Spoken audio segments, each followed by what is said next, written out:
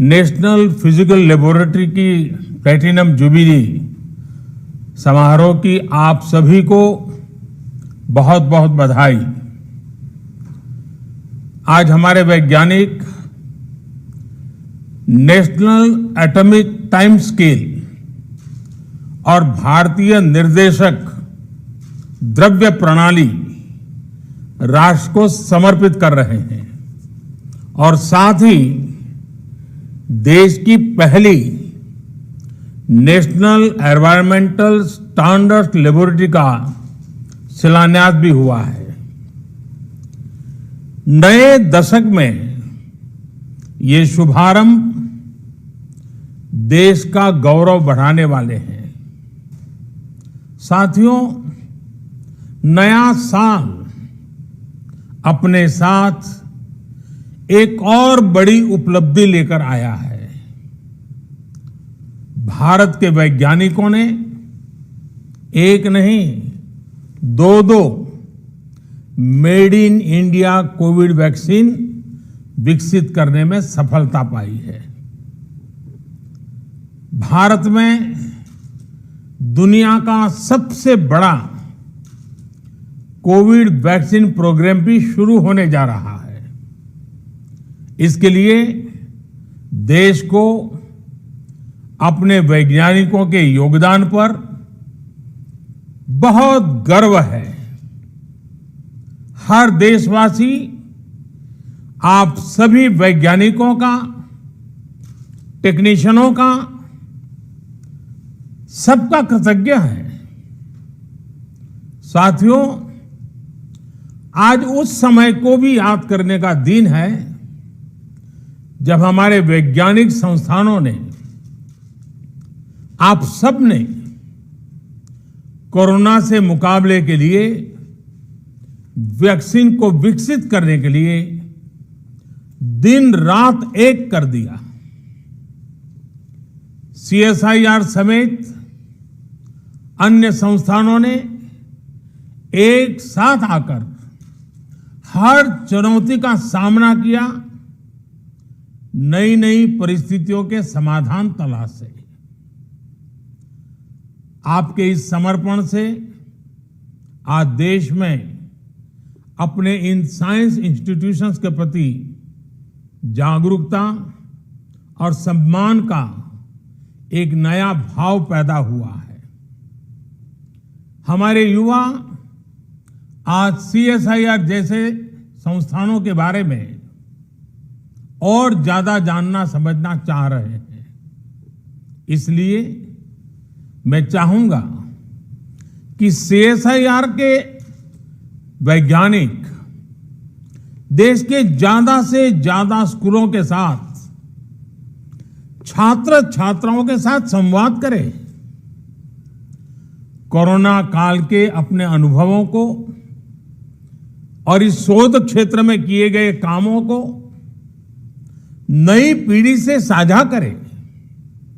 इससे आने वाले कल में आपको युवा वैज्ञानिकों की नई पीढ़ी तैयार करने में, उन्हें प्रेरित करने में बड़ी मदद मिलेगी।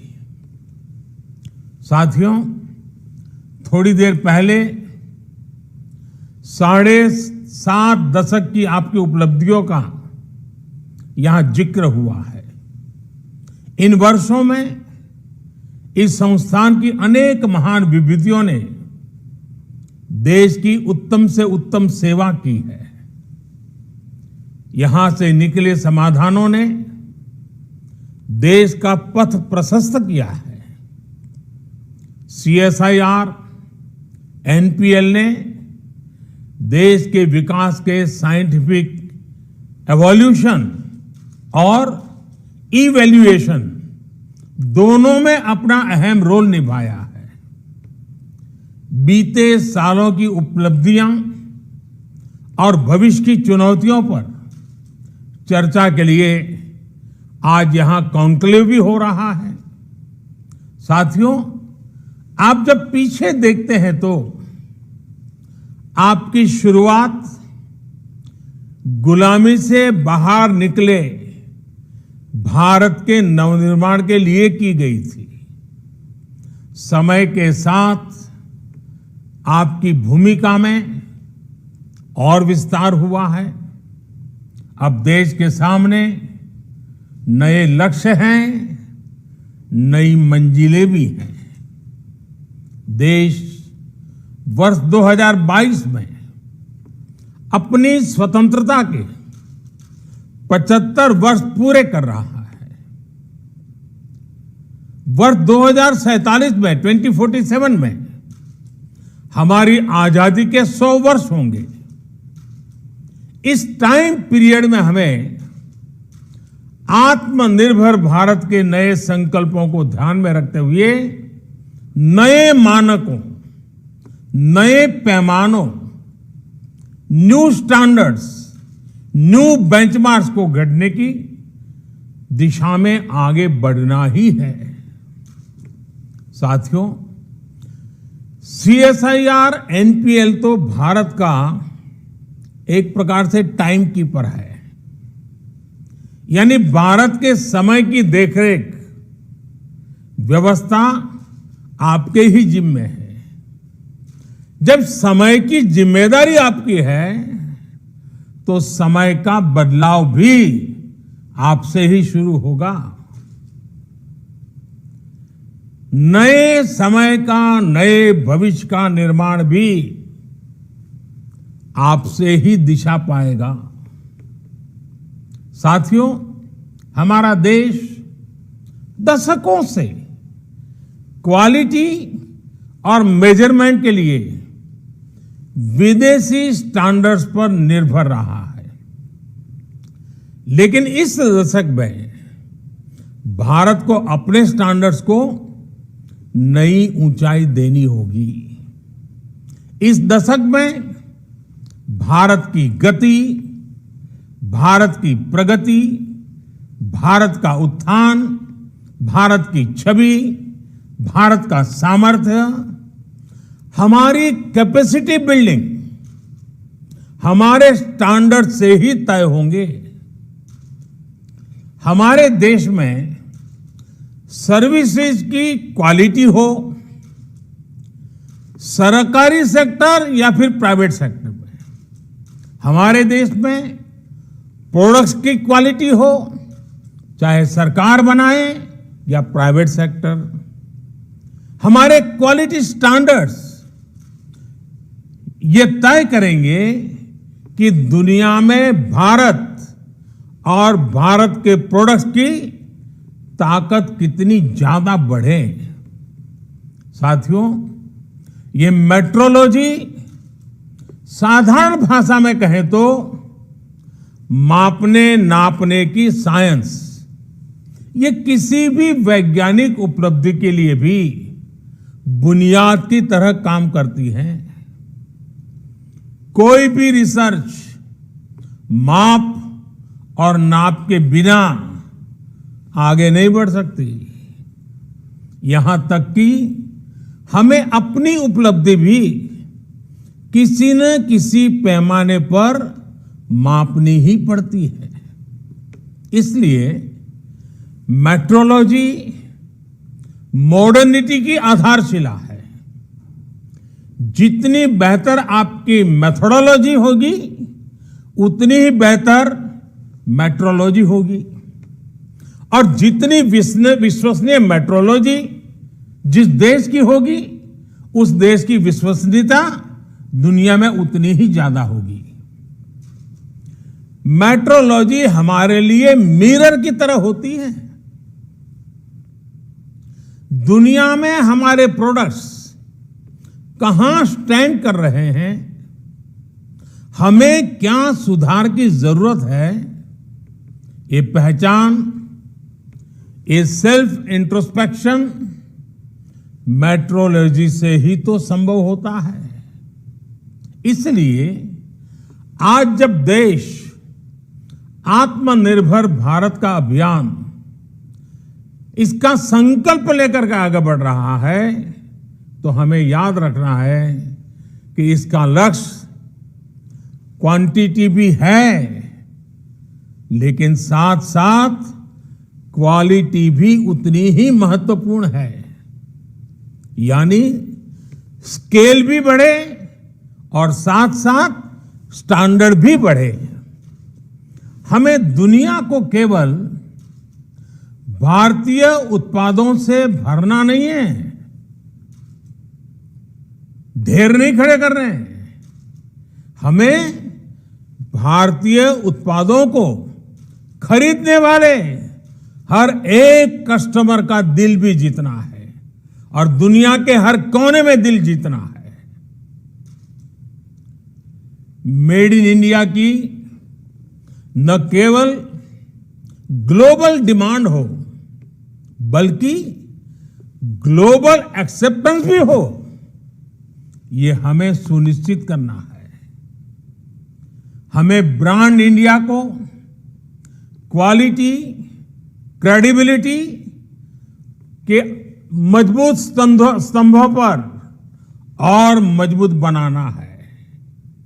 साथियों, मुझे खुशी है कि भारत अब इस दिशा में तेजी से आगे बढ़ रहा है। आज भारत दुनिया के उन देशों में है जिनके पास अपना नेविगेशन सिस्टम है। नाविक से भारत ने ये उपलब्धि हासिल करके दिखाई है।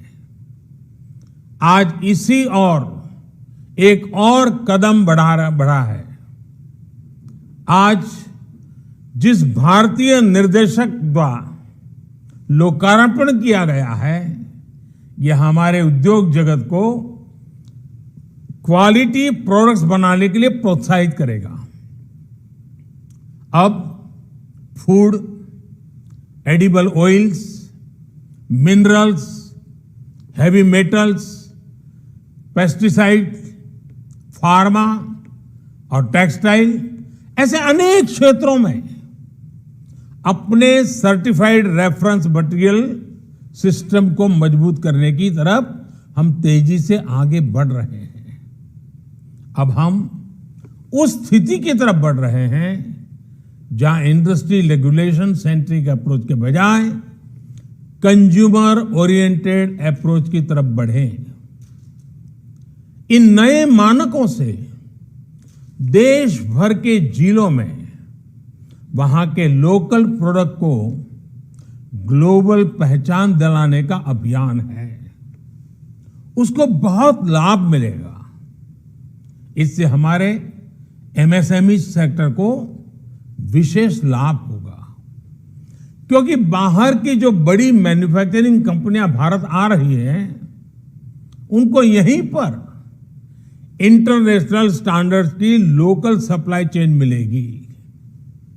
सबसे बड़ी बात, नए मानकों से एक्सपोर्ट और इंपोर्ट दोनों की क्वालिटी सुनिश्चित होगी।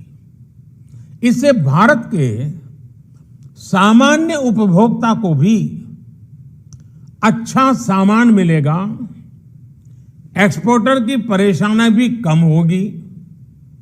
यानी हमारा प्रोडक्शन, हमारे प्रोडक्ट्स क्वालिटी में जितने बेहतर होंगे, उतनी ही ताकत देश की अर्थव्यवस्था को मिलेगी। साथियों, अतीत से लेकर वर्तमान तक आप कभी भी देखें, जिस देश ने साइंस को जितना आगे बढ़ाया है, वो देश उतना ही आगे बढ़ा है। ये साइंस, टेक्नोलॉजी और इंडस्ट्री का वैल्यू क्रिएशन साइकिल है। साइंस से कोई आविष्कार होता है तो उसी के प्रकाश में टेक्नोलॉजी विकसित होती है और टेक्नोलॉजी से इंडस्ट्री खड़ी होती है, नए उत्पाद तैयार होते हैं, नए आइटम निकलते थे, प्रोडक्ट निकलते हैं। इंडस्ट्री फिर नए रिसर्च के लिए साइंस में इन्वेस्ट करती है और ये साइकिल नई संभावनाओं की दिशा में आगे बढ़ती जाती है। CSIR NPL ने भारत के इस वैल्यू साइकिल को आगे बढ़ाने में अहम भूमिका निभाई है। आज जब देश आत्मनिर्भर भारत के लक्ष्य को लेकर आगे बढ़ रहा है, तब साइंस से मास मैन्युफैक्चरिंग की इस वैल्यू क्रिएशन साइकिल, इसका महत्व और बढ़ जाता है। इसलिए सीएसआईआर को इसमें बड़ा रोल निभाना होगा।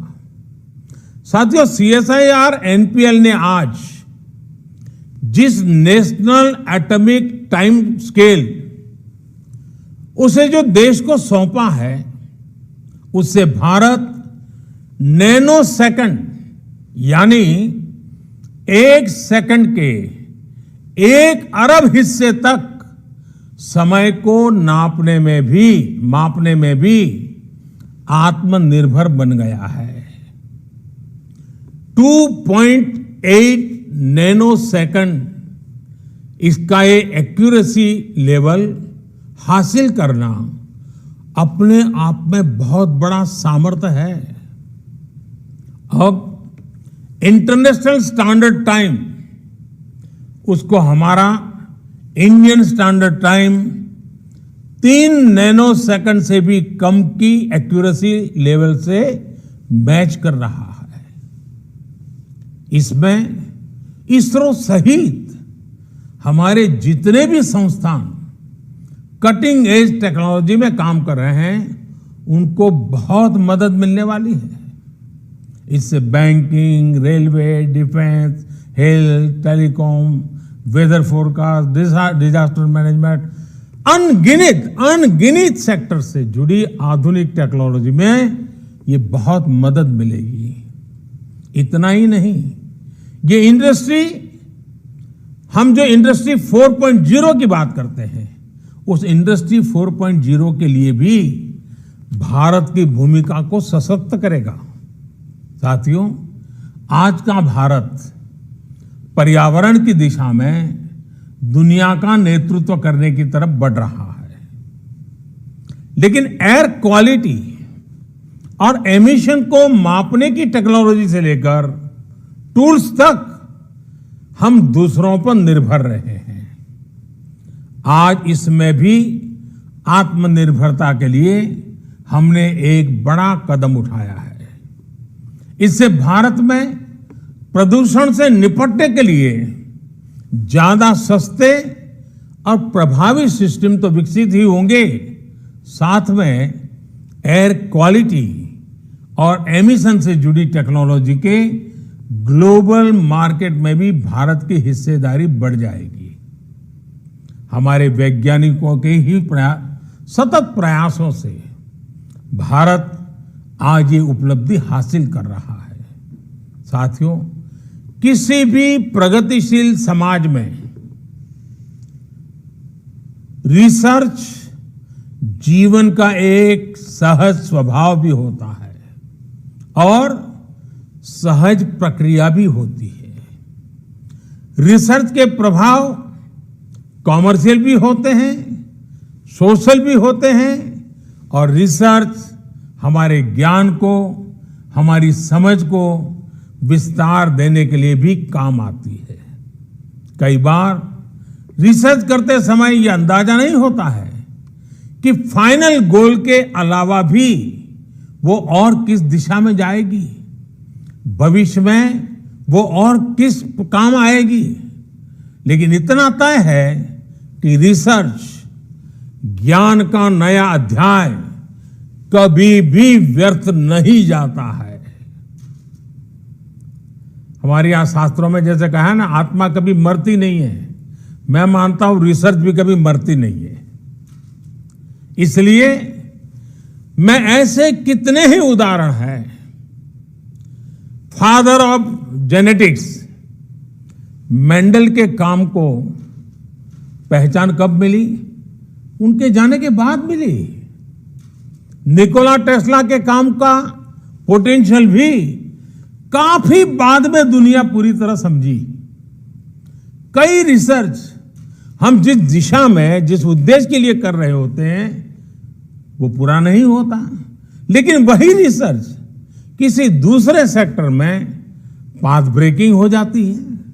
उदाहरण के तौर पर देखिए, जगदीश चंद्र बोस जी ने कोलकाता के प्रेसिडेंसी कॉलेज में माइक्रोवेव के सिद्धांत को प्रस्तुत किया था।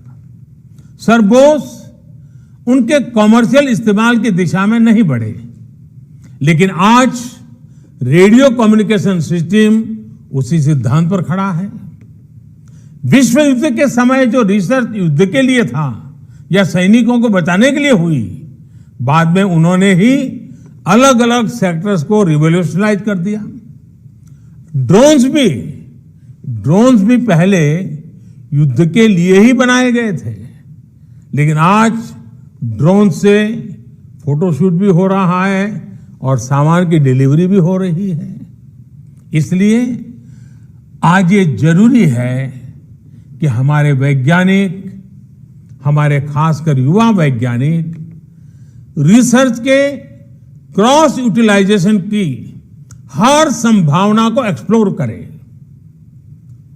उनके सेक्टर से बाहर उनकी रिसर्च को कैसे प्रयोग हो सकता है, ये सोच हमेशा रहनी चाहिए।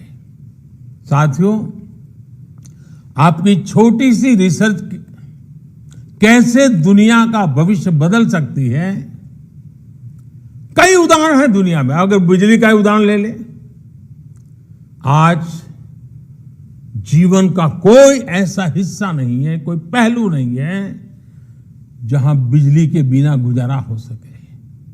ट्रांसपोर्टेशन हो, कम्युनिकेशन हो, इंडस्ट्री हो या फिर रोजमर्रा का जीवन, सब कुछ बिजली से जुड़ा हुआ है। एक सेमीकंडक्टर के आविष्कार ने दुनिया इतनी बदल गई है। एक डिजिटल क्रांति ने हमारे जीवन को कितना एनरिच कर दिया है। ऐसी कितनी ही संभावनाएं इस नए भविष्य में हमारे युवा रिसर्चर के सामने पड़ी है। आने वाला भविष्य आज से बिल्कुल अलग होगा और इस दिशा में वो एक रिसर्च, वो एक आविष्कार आप ही को करना है। पिछले 6 सालों में देश ने इसके लिए नए सिरे से फ्यूचर रेडी इकोसिस्टम बनाने की दिशा में काम किया है। आज भारत ग्लोबल इनोवेशन रैंकिंग में दुनिया के टॉप 50 देशों में पहुंच गया है। देश में आज बेसिक रिसर्च पर भी जोर दिया जा रहा है और peer reviewed science and engineering publications की संख्या में भारत दुनिया के टॉप 3 देशों में है। आज भारत में इंडस्ट्री और इंस्टीट्यूशंस के बीच कोलैबोरेशन भी मजबूत किया जा रहा है। दुनिया की बड़ी बड़ी कंपनियां भी भारत में अपने रिसर्च सेंटर और फैसिलिटीज स्थापित कर रही है। बीते वर्षों में इन फैसिलिटीज की संख्या भी बहुत ज्यादा बढ़ी है। इसलिए साथियों, आज भारत के युवाओं के पास रिसर्च और इनोवेशन में असीम संभावनाएं हैं। लेकिन आज हमारे लिए जितना इनोवेशन क्रिटिकल है, उतना ही महत्वपूर्ण है इनोवेशन को इंस्टीट्यूशनलाइज करना। ये कैसे हो, इंटेलेक्चुअल प्रॉपर्टी की सुरक्षा कैसे हो, ये भी आज हमारे युवाओं को सिखाना है। हमें ये याद रखना है कि हमारे जितने पेटेंट्स होंगे, उनकी यूटिलिटी हमारे इन पेटेंट्स की होगी।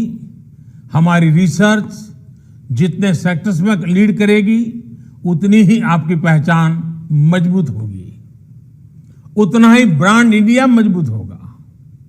हम सबको कर्मण्येवाधिकारस्ते मा फलेषु कदाचन के मंत्र में ऊर्जा लेकर कर्म में जुटे रहना है। और शायद इस मंत्र को जीवन में अगर किसी ने उतारा है, तो मुझे हमेशा लगता है साइंटिस्टों ने उतारा हुआ है। उनका यही मन रहता है, वो लेबोरेटरी में एक ऋषि की तरह तपस्या करते रहते हैं और कर्मण्येवाधिकारस्ते मां फलेषु कदाचन, कर्म करते रहो, फल मिले या न मिले वो लगा रहता है। आप सिर्फ भारत की साइंस और टेक्नोलॉजी के एक कर्मयोगी नहीं है, बल्कि आप 130 करोड़ से ज्यादा भारतीयों की आशा और अपेक्षाओं की पूर्ति के भी साधक हैं। आप सफल होते रहें, इसी कामना के साथ आपको नए साल की फिर से बहुत बहुत शुभकामनाएं देता हूं। बहुत बहुत धन्यवाद।